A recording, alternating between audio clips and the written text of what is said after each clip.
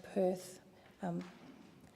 Thank you very much. And can I strongly associate myself with this, the motion that was moved in Parliament, and can I support the comments that have made by the Member for Forest, and acknowledge that the Member for Forest herself was involved in the very terrible Yarloop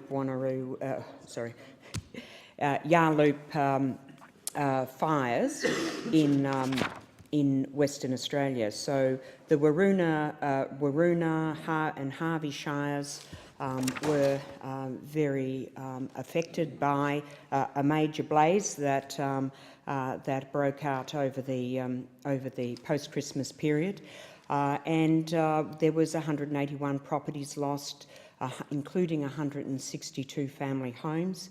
There were 2 lives lost, Les Taylor and Malcolm Taylor.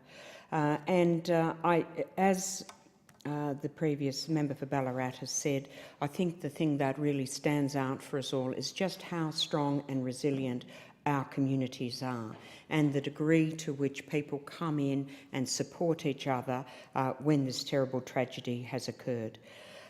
We also need, of course, to have front and centre are our thanks to our local firefighters, the volunteer fire brigades, the career firefighters, and also to those that came in from the 120 firefighters and other personnel that came in from New South Wales, Queensland, South Australia and the ACT. We really thank them for their incredible preparedness to put their life on the line in dealing with these the Yarloop Waroona fires, and indeed the Esperance fires that occurred in November 2015, all within this one fire season.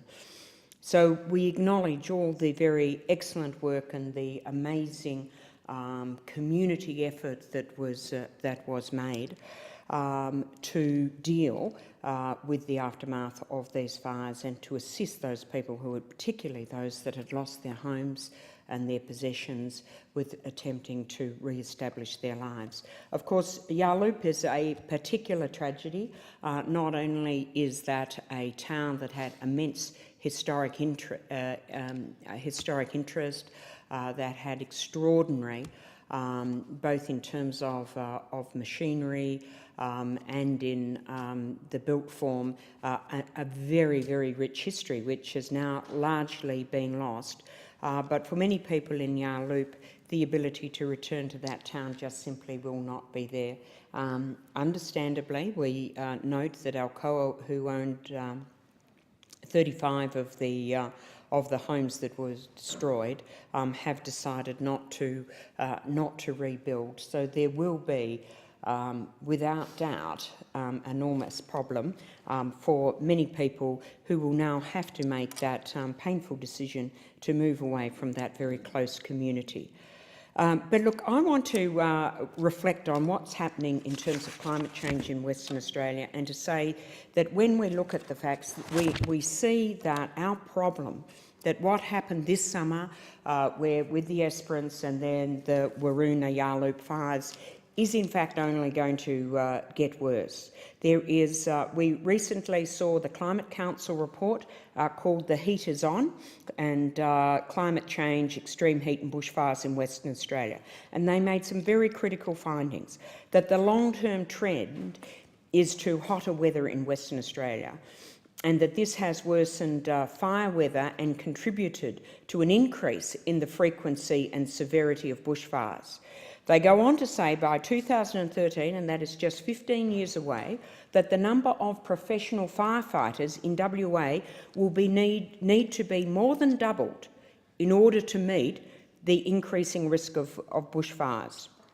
And it says some of West Australia's most fire-prone regions may become unlivable as the risk to lives and property caused by bushfires continues to increase. So quite clearly we have a great vulnerability, and the member tells me that parts of Tasmania may be in that. They can move to Tasmania. Well, you know, it's a wonderful offer, but we are pretty attached to our patch over there, and we would actually like to try to deal with this. Now, obviously, there are the macro issues that we need to deal with in terms of climate change, and that's a discussion for another day. But what quite clearly we have to do, we have to be the best we possibly can in fighting these fires. And I'm not in any way reflecting on the frontline skills that we've got, but I do question whether or not we are utilising the best technologies available and the best personnel that were available. Now, I was contacted by quite a number of reservists and ex-military personnel who expressed shock that they were not being called upon to assist in the support of the firefighters. They have an enormous array of equipment and personnel that can, at 4 hours' notice, be mobilised.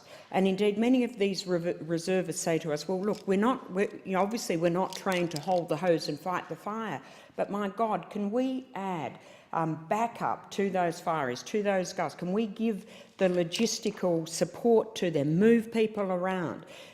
We could assist in the creation of fire breaks, the laying of retardant, and indeed there's extraordinary equipment that is available in Defence in WA to be utilised, and a huge array of earth-moving equipment, even gigantic water tanks, and of course even that capacity to build temporary bridges, which would have come in handy in reopening some of the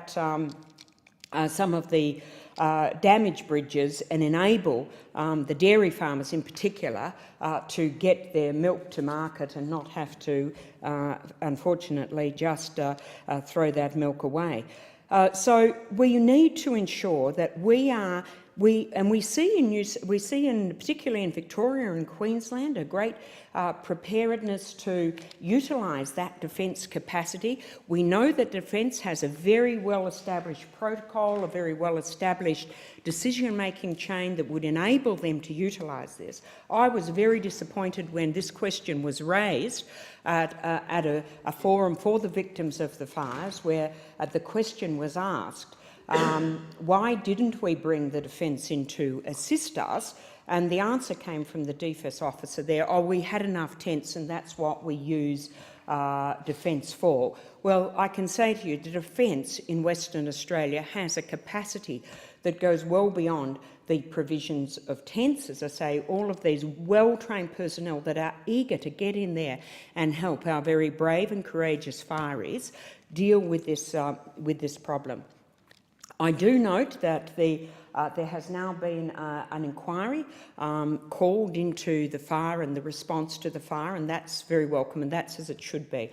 I note there isn't anything explicitly mentioned in that terms of reference about the potential for the utilisation of the Defence resources, but I do believe that that hopefully will be included, and I will certainly be making submissions along that line. This is not the talk of armchair generals, as the Minister for Emergency Services in WA likes to call it. This is actually comes from the heart of those people that understand what their capacities are, understand what they could bring to the task if only they were utilised. I also hope that there will be a proper analysis of the WA government's decision not to utilise the very generous offer of the DC-10 from the New South Wales government. I think that, as someone said, that if our model doesn't include the use of those water tankers, of those mass fire bombers, then we really should be reconsidering whether or not we've got the right model. But once again, just our grateful appreciation to all of those people that put their life on the line, all of those volunteers, and of course our very deep sympathy to those people that lost their homes and to the families of those people that lost their lives. Thank you very much, Member for